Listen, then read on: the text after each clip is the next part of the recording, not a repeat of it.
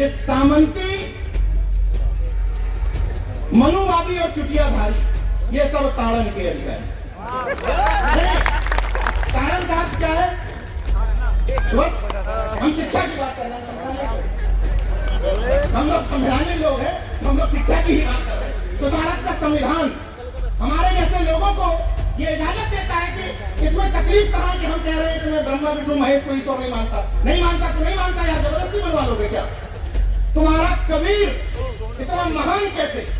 तो जिन मनुवादियों को कबीर का जन्म नहीं पता कि कब हुआ था, वो बताते हैं कि विधवा ब्राह्मणी के घर से हुआ था। जिस मेरठ में मैं बोल रहा हूं, ये माता दिन भंगी की क्रांति की धरती। अभी मेरे बड़े भाई रतनलाल जी बोल रहे थे तो मुझे भी इतिहास की बात याद आ गई कि जहां पर बोल रहा हूं यही बगल में 1857 की क्रांति, और वो क्रांति माता दिन भंगी की वजह से हुई, और वो क्रांति धन सिंह कोतवाल की वजह से हुई। तो हमें उस इतिहास को जानना चाहिए।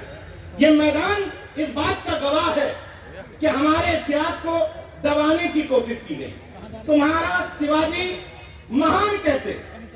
तो उनके साथ एक जोड़ दिया गया कि दादाजी कोणदेव की वजह से महान, जबकि दादाजी कोणदेव का शिवाजी के जीवन में कोई योगदान नहीं। तुम्हारा चंद्रगुप्त मौर्य महान कैसे? तो जोड़ दिया एक चाणक्य नाम का कैरेक्टर, जबकि इतिहास में चाणक्य का कोई उल्लेख नहीं। कोई विदेशी जितने भी इतिहासकार हैं उन्होंने कहीं उल्लेख नहीं किया। तुम्हारा कबीर इतना महान कैसे? तो जिन मनुवादियों को कबीर का जन्म नहीं पता कि कब हुआ था, वो बताते हैं कि विधवा ब्राह्मणी के गर्भ से हुआ था।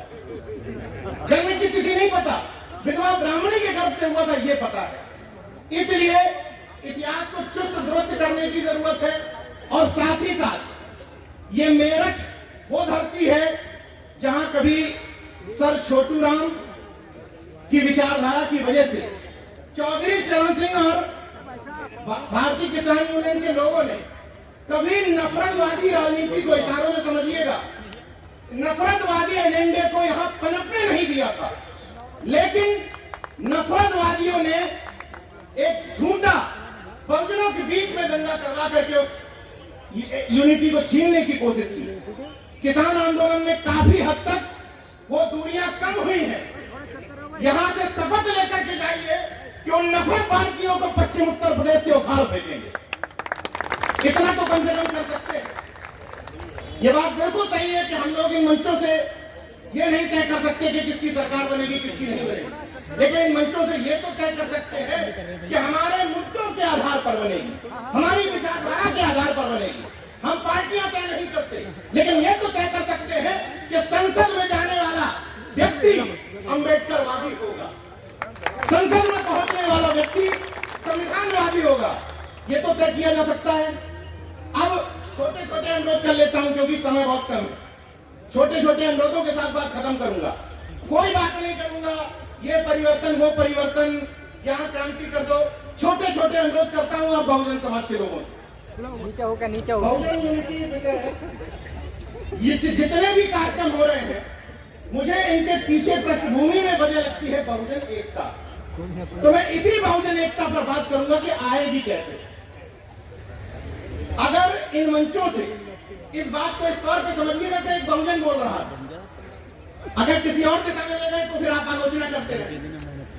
अगर बहुजन एकता हम चाहते हैं तो जो चाहते हैं उनके लिए बता रहा हूं ये फॉर्मूला कि अगर बहुजन एकता हम चाहते हैं तो हमें इन मंचों पर शिवदयाल चौरसिया को भी याद करना पड़ेगा, हमें इन मंचों पर संतराम प्रिय प्रजापति को भी याद करना पड़ेगा, हमें इन मंचों पर कर्पूरी ठाकुर को भी याद करना पड़ेगा।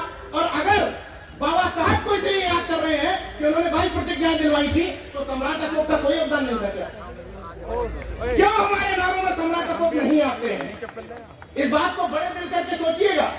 जिस तरीके से किसी भी जाति का व्यक्ति मंच में तलाशता है चुनाव के समय कि हमारी जाति का नेता कहां बैठा है, टॉर्च लगा के ढूंढता है, उसी तरह आपके नारों में बहुजन समाज तलाशता है कि हमारी हिस्सेदारी नारों में है या नहीं। अफसोस कि नहीं है। उस हिस्सेदारी को अपने नारों में लाना पड़ेगा। ये बताना पड़ेगा कि पेरियार लड़ाई बौद्ध बने थे और हमारे पूर्वज थे। ये बताना पड़ेगा। ये बताना पड़ेगा कि ये मेरठ महाराज सिंह भारती की धरती है, जो यहाँ से सांसद भी रहे, एमएलसी भी रहे और अध्यक्ष संघ के संस्थापकों में से एक थे।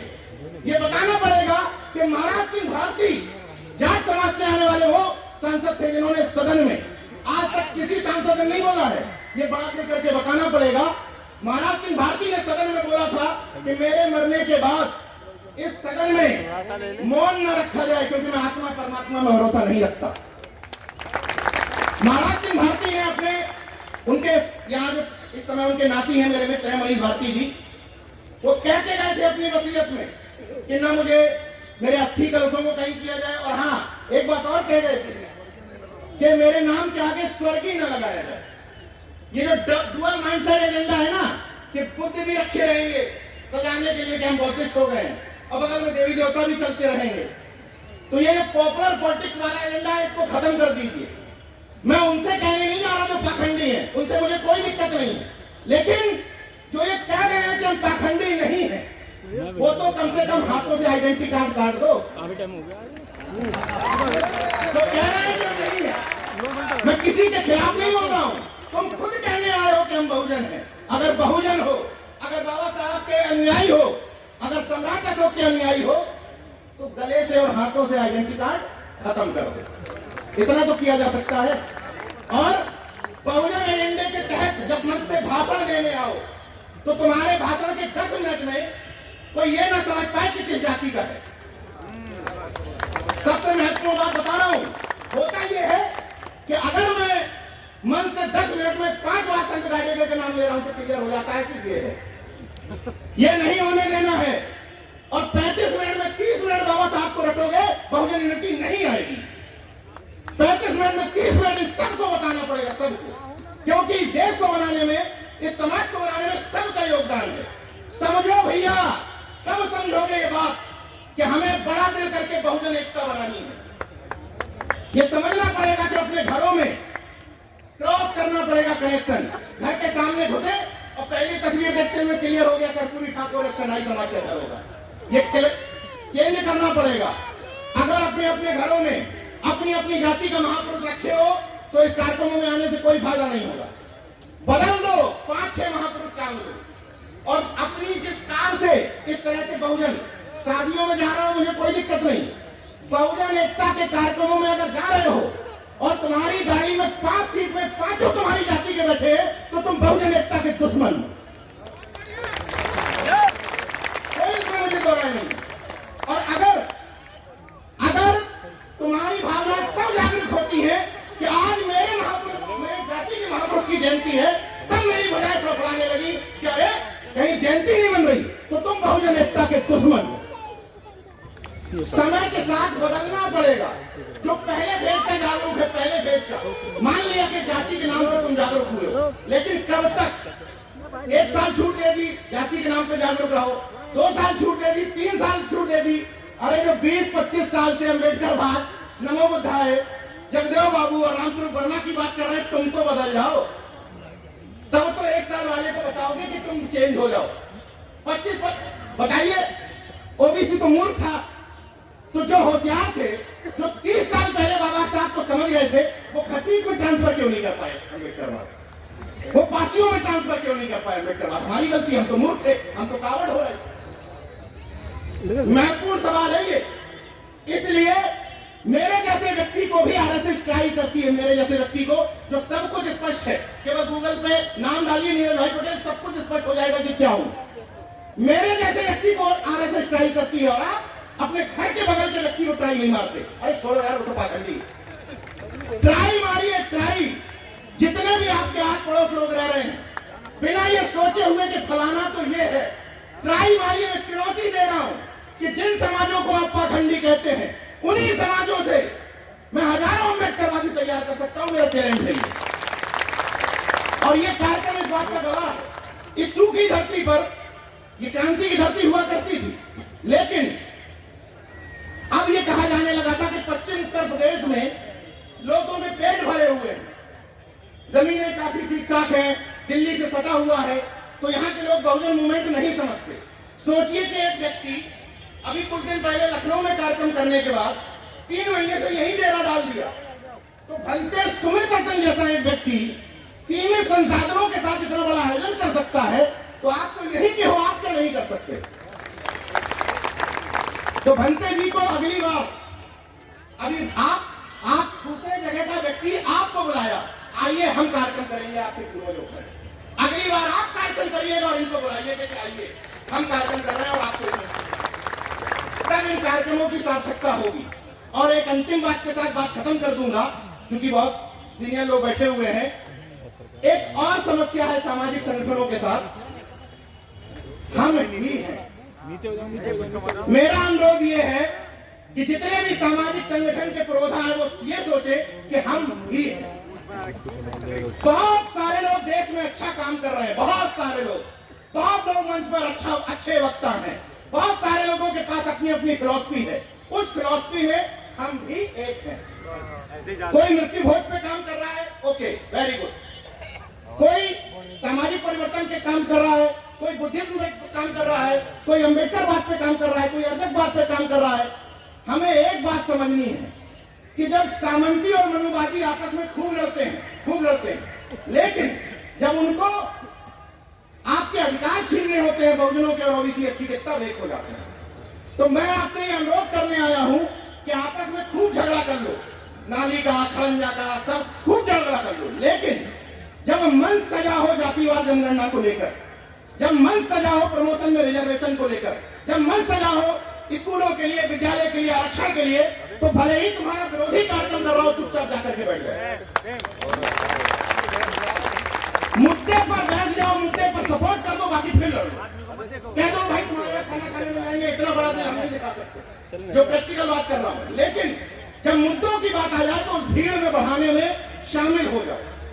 और सामने वाला कहे भाई जय मूल्यवासी, कोई तकलीफ नहीं, जय मूल्यवासी, नमो बुद्धाय, नमो बुद्धाय, जय भीम, जय भीम, जय फातिमा, जय फातिमा।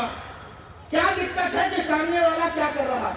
कोई जरूरी है कि हमारा संगठन, हमारा बैनर, हमारा नारा, तभी ये देश बाबा साहब का या बुद्धिस्ट देश बनेगा? एजेंडा ये होना चाहिए कि तुम कुछ भी सामने से बोलोगे जो हमारी बहुजन एकता में शरीक होगा, हम वो इस तरफ से बोल देंगे।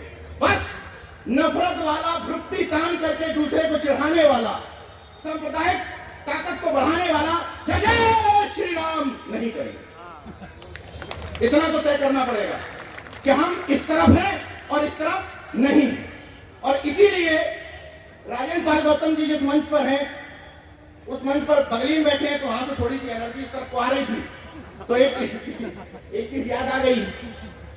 जैसे 22 प्रतिज्ञाओं की बात हुई, तो मैं सिंपल शब्दों में पूछना चाहता हूं कि भारत का संविधान धर्मनिरपेक्षता की बात करता है। उसका मतलब यह है कि किसी को शिवलिंग में भरोसा है, तुम्हारी इच्छा, कोई दिक्कत नहीं है।